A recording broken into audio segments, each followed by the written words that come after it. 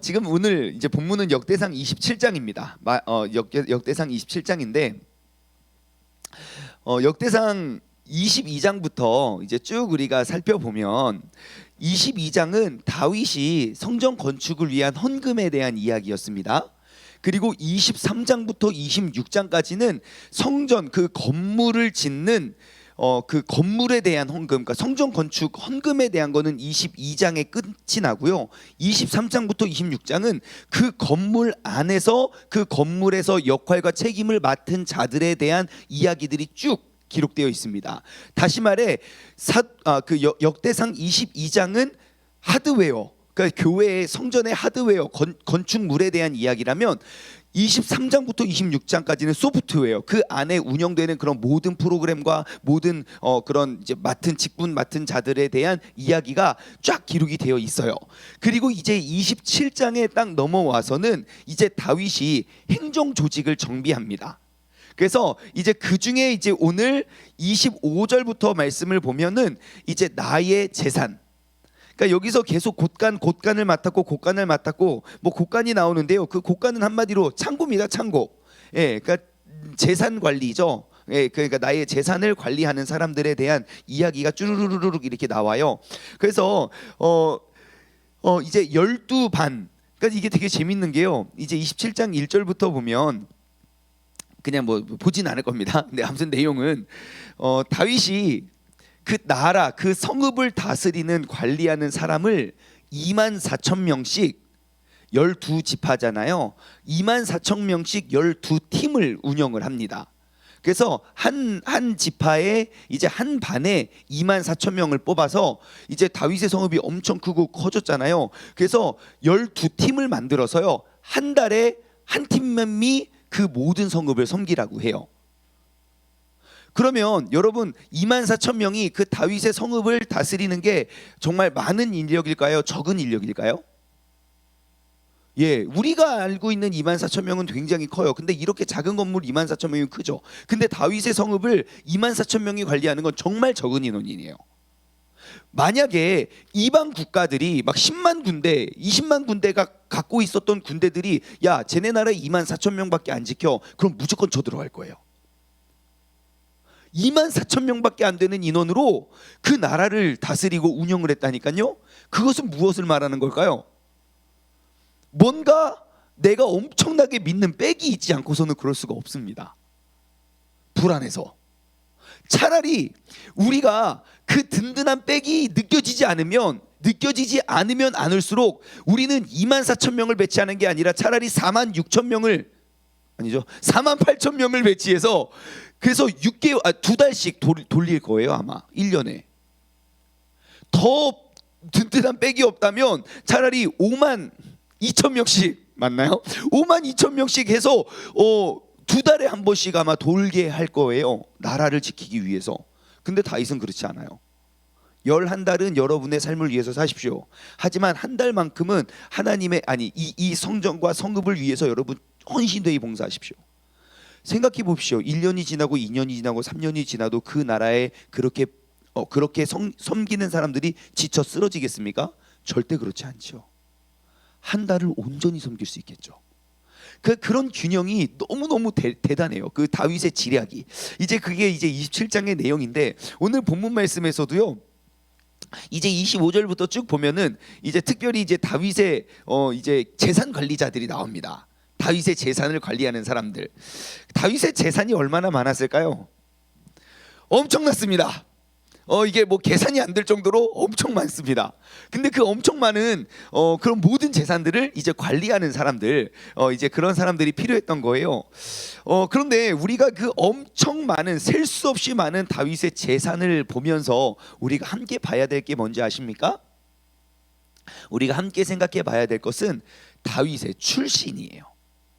다윗은 원래 어떠한 사람이었냐는 거예요. 다윗은 그 8명의 형제 중에 정말 아들이라고 이게 속할 수 없는 그러한 무시당했고 그렇게 멸시받았던 그러한 한 사람이었어요. 뭐 진짜 존재감이 전혀 없었던 사람이었죠. 그런데 그 다윗이 어떻게 이렇게 많은 것들을 남기고 누리고 그리고 지금까지도 그런 명성을 떨칠 수 있는 사람이 되었습니까? 딱 한 가지, 내가 믿는 그 백이요. 다윗이 진짜 잘한 건 하나님을, 아무튼 그때 그 당시 현존했던 사람 중에 하나님을 제일 사랑했다고 확신하는 사람이었어요.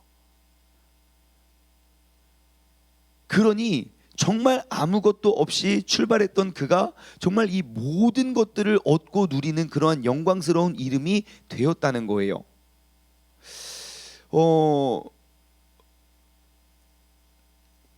그래서 우리는 이 다윗을 통해서 얻을 수 있는 교훈은 무엇입니까? 우리가 내가 나의 모든 계획을 내가 가지고 있다면 우리는 정말 그 작은 옹졸한 나의 계획, 옹졸한 나의 꿈 안에, 그러니까 내가 알고 있는 반경 안에서에 갇혀 있는 삶이 되지만 나의 인생을 하나님 손에 내어 맡기면 정말 상상할 수도 없는 놀라운 인생의 주인공이 될 수 있다는 것입니다. 그래서 우리는 항상 그러한 훈련을 해야 돼요. 내가 주님을 따르는 사람이라면 주님께 나의 삶을 내어 맡기는 훈련이요. 여러분, 오늘 하루도 우리가 나의 뜻대로 하루를 만들어가는 것이 아니라 주님의 뜻에 나의 삶을 맡기는 건 어떠할까요? 이게 아멘이기는 한데, 그러면 주님께 맡기는 그러한 삶이 무엇입니까? 하나님의 나의 삶을 하나님께 맡기는 것이 무엇일까요? 제가 말씀을 준비하면서 한번 묵상을 해봤어요. 하나님께 나의 삶을 맡기는 게 뭘까? 그 중에 하나는 바로 나의 욕심을 하나씩 포기하는 게 주님께 내어 맡기는 게 아닐까 싶어요. 항상 그 줄다리기일 거예요. 나의 욕심과 하나님의 뜻. 만약에 나의 욕심이 하나님의 뜻이면 더할 나위 없이 좋아요. 그게 다윗 같은 사람이니까요. 아무도 본 적도 없고 아무도 시킨 적 없지만 내가 그 주님이 좋아서 막 미친 듯이 따라갔던 그러한 사람, 그건 다윗뿐만 아니라 모든 사람들. 우리가 결국 거기까지 가야 되는데, 내가 나를 포기하는 것, 그리고 나의 인생을 주님께 내어 맡기는 건 정말 내 안에 피어오르는 그런 나의 욕심들을 하나씩 하나씩 포기하는 것. 그러면 아마 주님의 분량이 더 많아질 거예요. 그러면 정말 그 주님께서 원하시는 그러한 주님께 맡겨드리는 그러한 삶의 주인공이 되지 않을까 싶습니다. 근데 여기서 우리가 주의해야 할 것이 있어요. 뭐냐면, 여러분, 하나님을 뜨겁게 사랑하는 결과가 결국 물질의 축복이 아니라는 거예요. 아닐 수 있다는 거예요. 다윗은 하나님을 정말 뜨겁게 사랑해서 하나님께서 정말 죽는 그 순간까지 부하고 존귀한 자로 삼아 주셨어요. 근데 이게 다윗에게 해당한 일이지, 모든 사람들에게 하나님 뜨겁게 사랑하면 내가 이만큼 다 복을 줄게, 그것은 아니라는 거예요. 왠지 아십니까? 우리가 이 안에 갇히면 결국 우리도 그냥 세상 사람들이 이야기하는 그러한 그냥 기복, 그냥 복을 바라는 그 복 안에 갇힌 사람밖에 되지 않아요. 그런데 예수님께서 이 땅에 오셔서 8복, 8가지 복에 대해서, 너희가 이미 복에 대해서 알고 있고 하나님은 모든 인간에게 그 복을 주길 원하시고 그 복을 누리길 원하시는데 너희가 지금 너무너무 잘못 알고 있어, 복의 기준에 대해서. 그래서 내가 너희에게 다시 말하는데 진짜 복이란 이런 거야 라고 말하면서 8가지 복을 가르쳐 주시거든요. 세세하고 명확하게 예를 들어 가시면서. 그런데 거기에는 어느 항목에도 정말 우리가 생각하는 이 다윗이 누렸던, 죽을 때까지 누렸던 그런 물질적인 축복의 가르침은 없다는 거예요. 다시 말해, 내가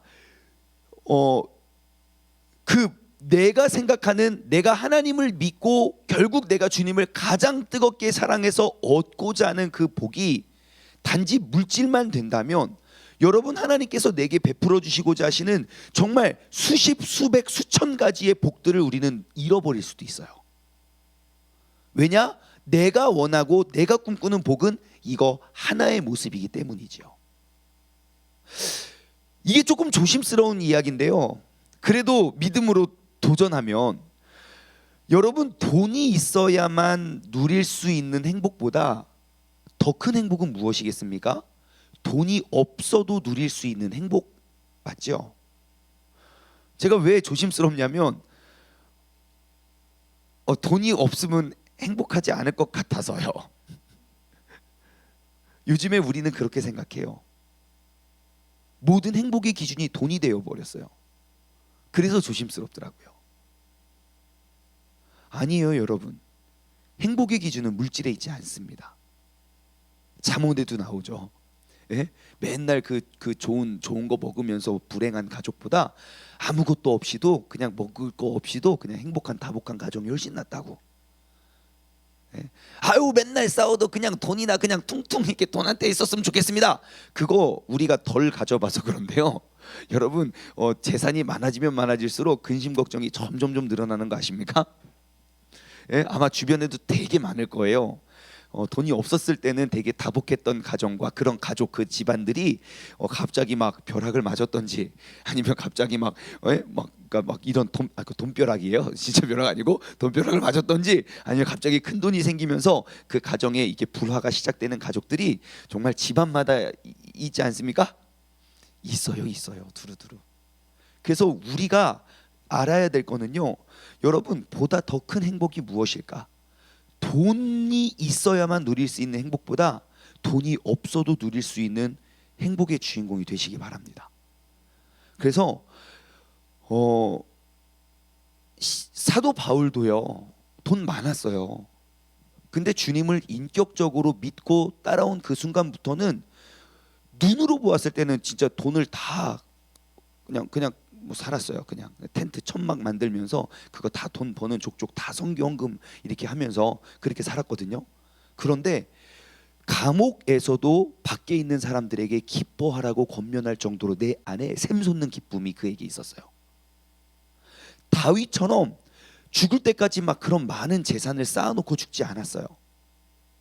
그래도 행복하고 그래도 기쁘고 그래도 만족했어요. 그러니 우리가 추구하는 그러한 복의 기준이 하나님이 나에게 내가 이렇게 새벽 예배 재단 새벽 재단을 쌓고 기도하고 막 하면서 하나님이 궁극적으로 나에게 베풀어 주실 그 열매 그 상급이 단지 물질이 전부가 아니라는 사실을 여러분 꼭 기억하시기 바랍니다. 근데 다윗이 더 멋진 이유가 거기 또 있어요. 다윗은 하나님이 많은 물질을 주셨어요. 왠지 아십니까? 그만큼 이 사람은 물질을 받을 만한 자격 조건이 되었기 때문이에요. 그 물질을 받을 만한 자격 조건은 무엇입니까? 여러분 생각해 보세요. 다윗이 지금 죽을 때가 다 됐거든요. 나이가 이제 70이에요. 40년째 다스리고 있다면 이제 곧 죽어요. 다윗은 이제 70년 다스리고 70세 살고 죽거든요. 자, 그런데 다윗이 노년에 죽을 때까지 이렇게 사람들 다 불러놓고 이렇게 막 재산 관리했던 이유가 무엇입니까? 예를 들어 이건희 회장이 돌아가시기 바로 직전에 아마 굉장히 오랜 기간 동안 그냥 호흡기 끼고 연명한 걸로 저는 알고 있어요. 그런데 죽기 전까지 야, 내 재산은 뭐고 너는 이거 하고 너는 저렇게 하고 너는 이 곳간 맞고 너는 저 곳간 맞고 너는 포도주 곳간 맞고 너는 여기 별거 다 나와요. 밭과 성금 하고 포도원에 포도주 곳간 맞고 기름 곳간 뽕나무 소떼 나귀 낙타 양떼 이런 거를 다 관리를 했었을까요? 아니요, 안 했을 거예요. 본인이 안 하고 뭐 다른 사람 시켰든지 내가 뭐 사실 얼마큼 있는지도 잘 모를걸요. 왜요? 내가 지금 죽게 생겼는데 그런 거에 그런 관리를 할 저기가 없다니까요. 근데 다윗은 왜 했을까요?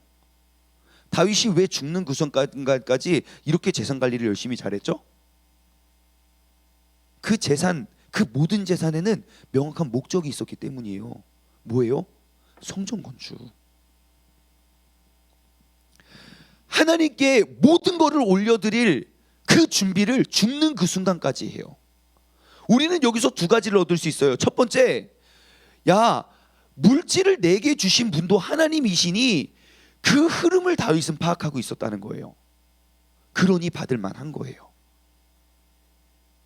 물질을 많이 얻어서 그것이 다윗 가문의 막 분쟁의 요인이나 그런 싸움의 무슨 그러한 원인이 되었다면 하나님 그거 안 주셨을걸요? 죽는 그 순간까지 나의 욕심을 부리면 다윗의 명성은 더욱더 어려워졌겠죠. 근데 죽는 그 순간까지 그 부하고 존귀할 수 있었던 이유는 그 모든 것들이 다 주님께로부터 왔다는 것을 알았고 그 모든 것들을 다 주님께 드릴 계획을 하고 있었기 때문이겠죠. 또 한 가지 우리가 얻을 수 있는 그 지혜는 무엇이냐면 사명이 중요하다는 거예요. 내가 죽는 그 순간까지 주님께 나아갈 수 있는 사명이요. 여러분, 나의 사명은 예를 들어 많은 권사님들, 장로님들이 이제 그 명예 권사님, 명예 장로님이 되시면 모든 일들을 놓으세요. 교회에서 또 그렇게 원하는 교회들도 있고요. 이제 좀 그냥 쉬시라고. 아니요, 절대 그렇지 않아요. 주님 뵙는 그 순간까지 내가 남겨질 사명이 우리에게 있다는 거예요. 우리의 생명이 붙어 있다면, 우리의 호흡이 붙어 있다면 주님 뵙는 그 순간까지 내가 충실하고 열심히 나의 사명을 지키고 우리가 나아갈 길이 반드시 우리 모두에게는 정해져 있다는 것입니다. 여러분, 정말 주님 뵙는 그 순간까지 내가 놓을 수 없는, 놓지 못할 사명을 달라고 여러분 꼭 기도하십시오. 그러면 우리의 노년이 행복해집니다. 정말 무료해지지 않을 거예요. 주님께서 이 다윗에게 그러한 사명을 허락해 주셨기 때문에 다윗은 멈출 수가 없었던 거예요. 내가 죽는 그 순간까지 주님께서 그 성전 건축에 대한 그 사명과 그 꿈을 가지고 모든 것들을 관리했어요. 그리고 멋지게 죽죠. 진짜 다윗의 인생은 정말 봐도 너무너무 멋진 것 같아요. 우리가 그 사명을 붙잡아낼 수 있는 그런 복된 믿음의 가정, 복된 믿음의 자녀들 되기를 주님의 이름으로 소망합니다. 말씀을 맺기 전에 우리가 인물 한 명만 딱 살펴보고 오늘 말씀을 맺길 원해요. 25절에 나오는 인물입니다. 자, 아디엘의 아들 누구예요? 아스마웻입니다. 아스마웻의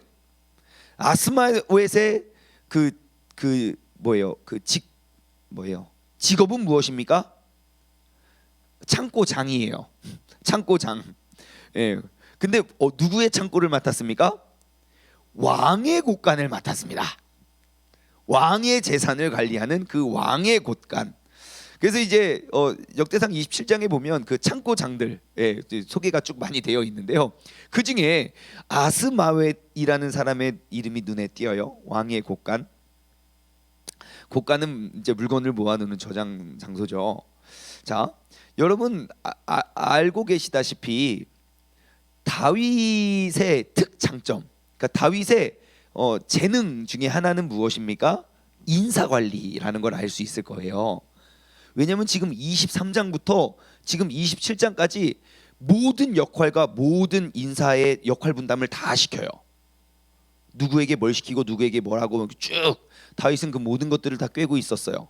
적합한 곳에 적합한 사람들을 세워놓고 적합한 일을 가져다 줘요. 그러면 정말 하자 없이 그럼 정말 잘 진행이 됐어요. 이렇게 인사관리에 특출났던 다윗이 누구에게 일을 맡깁니까?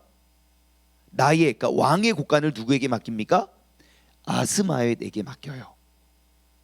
그러면 우리는 볼 것도 없이 아스마웻은 어떠한 사람이었을까요? 다윗 주변에 있는 모든 사람 중에 가장 믿을 만한 사람이겠죠. 나의 모든 재산을 내어 맡길 수 있는 한 사람. 여러분 아스마웻 되시기 바랍니다.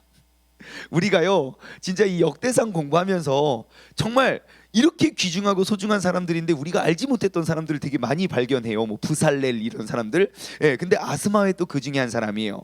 근데 그 아스마웻이라는 사람을 찾아보니까요. 한번 말씀 한번 찾아주시겠어요? 역대상 11장 33절. 11장 26절 먼저 볼게요. 26절과 33절 볼게요.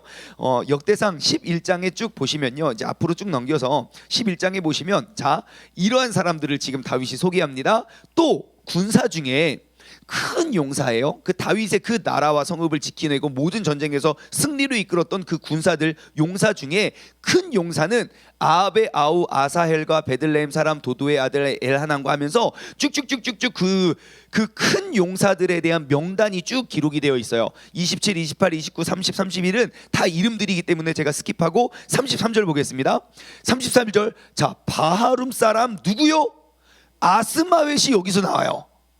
자, 아스마웻은 뭘 했던 사람이에요? 다윗 옆에서 목숨을 걸고 전쟁을 하며 그를 지켜냈던 큰 용사였어요. 근데 전쟁이 끝나면 이 사람의 본업은 뭐예요? 창고장이에요. 자, 그러면 지금 아스마웻을 우리는 어떻게 할 수 있습니까? 야, 전쟁이다, 나라의 비상이다. 그러면 다윗의 목숨을 지켜냈던 사람이고요, 그 전시가 끝나면 다윗의 재산을 관리했던 사람이에요.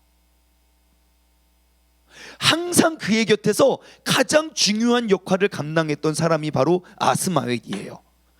여러분, 오늘 이 새벽에 우리가 아스마웻에 도전했으면 좋겠습니다. 나의 영적 전쟁터는요, 우리가 어느 한 순간만 하고 끝이면 난 이제 끝났어, 나 이제 내가 왕 지켜냈으니까, 내 믿음 지켜냈으니까 끝이야가 아닙니다. 내가 전시에는 내가 그 전시에 맞는 역할을 감당하고요, 전시가 아닐 시는 그때에도 나는 항상 깨어서 그 하나님께 귀하게 쓰임받는 그러한 사람, 그런 도구가 되어야 되는 줄 믿습니다. 예, 우리의 영적 싸움은 어느 한 시점, 그 전쟁 시에서만 큰 용사로 우리가 쓰임받는 것이 다가 아닙니다. 하나님 보시기에 항상 준비되어서 어디서든 귀하게 쓰임받을 수 있는 아스마웻과 같은 사람들 되시기를 주님의 이름으로 간절히 소망합니다. 여기서 말씀을 외쳐야 되는데 한 가지만 더 말씀드리면, 여러분 32절 보잖아요. 재밌는 거 있어요.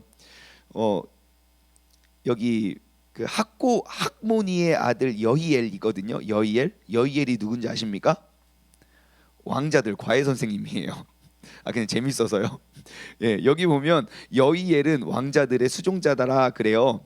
그 위에 요나단은 그 32절, 요나단은 지혜가 있어서 묘사가 되고, 예, 그 묘사가 되고 또 수종자가 된다. 여기 이 사람들이 있잖아요. 예, 가정교육 교사예요. 예, 그래서 이때부터 사교육이 시작됐구나라고 그냥 혼자 생각해봤다, 이런 겁니다. 예, 그래서 여러분 아무튼 그냥 재미로 들으시고요. 아무튼 우리가 그 아스마웻과 같은 정말 그러한 충실된, 정말 믿고 하나님의 가장 귀한 역할, 가장 귀한 직책, 가장 귀한 사명을 감당할 수 있는 우리 모두가 되기를 주님의 이름으로 소망합니다. 기도하겠습니다. 하나님 아버지, 감사합니다. 오늘 이 아침에도 우리에게 정말 짧은 시간 하나님의 말씀 듣습니다. 하지만 우리 마음속에 정말 주님께서 말씀하여 주시고 성령님께서 이 시간 함께 예배드리고 은혜 나누는 그런 모든 사람 성도님들에게 주님의 큰 은혜와 큰 깨달음과 주님의 말씀이 살아서 그들의 삶 가운데 심겨질 수 있는 그런 능력을 주님께서 말씀의 능력을 더하여 주시옵소서. 정말 이 시대 이 땅 우리는 충성스러운 용사가 필요합니다. 정말 오늘 본문 말씀에 이름 한번 나오고 스쳐 지나가는 아스마웻과 같이 가장 중요한 왕의 곡간을 맡을 뿐만 아니라 전시에는 왕의 큰 용사로서 쓰임 받았던 사람처럼 아버지 하나님, 하나님의 귀한 사역과 사명에 우리가 그렇게 쓰임 받는 사람 되게 하여 주옵소서. 감사드리오며 이 모든 말씀 살아계신 예수 그리스도의 이름으로 기도드리옵나이다. 아멘.